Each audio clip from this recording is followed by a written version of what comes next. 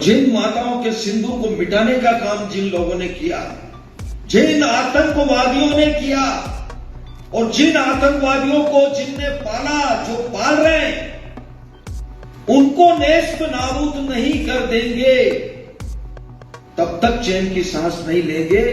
और यशस्वी प्रधानमंत्री जी को हम धन्यवाद देना चाहेंगे और पूरा देश की वो सेना, वो सैनिक उनके चरणों में नतमस्तक है। उनके चरणों में पूरा देश नतमस्तक है। उन्होंने जो जवाब दिया है उसकी जितनी सराहना की जाए, जितना कहा जाए, एक बार उनके लिए जोरदार ताली बजा करके। असलियत यह है कि अभी 48 घंटे नहीं बीते हैं और बीजेपी के ही मध्य प्रदेश के मंत्री विजय शाह ने इस देश की सबसे होनहार, सबसे वीर, सबसे बहादुर सैनिक बेटी सोफिया कुरैशी के बारे में जो कहा वो आपने सुना। वो सुनकर पूरा देश स्तब्ध है। मैं उन शब्दों को दोहराऊंगी नहीं क्योंकि मैं उस तरह का पतन नहीं करना चाहती हूं इस मंच से। और बीजेपी ने इस आदमी के खिलाफ भी कोई कार्रवाई नहीं की, कोई अनुशासनात्मक कार्रवाई नहीं की गई। बीजेपी और मध्य प्रदेश की सरकार और दिल्ली की केंद्र सरकार हाथ पर हाथ धरे बैठी रही जब तक कि जबलपुर हाईकोर्ट ने निर्देश नहीं दिया कि एफआईआर हो।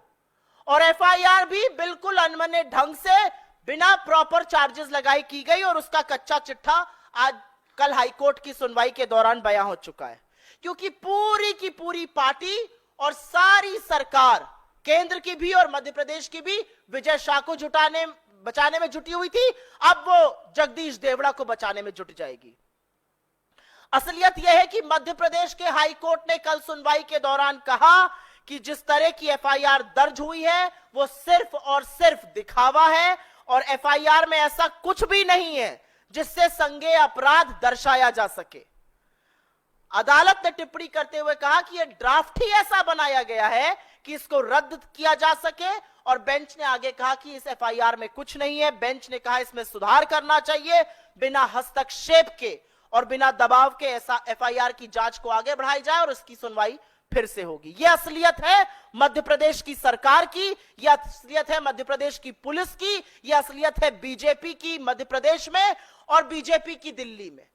अभी तक आपने एक बार भी जेपी नड्डा जी के मुंह से, अमित शाह जी के मुंह से, खुद प्रधानमंत्री नरेंद्र मोदी जी के मुंह से सुना कि यह बिल्कुल गलत कहा गया है? अभी तक बीजेपी के किसी भी नेता ने आके कहा जगदीश देवड़ा और विजय शाह जैसे लोगों की सभ्य समाज में कोई जगह नहीं है, सरकार तो बहुत दूर की बात है।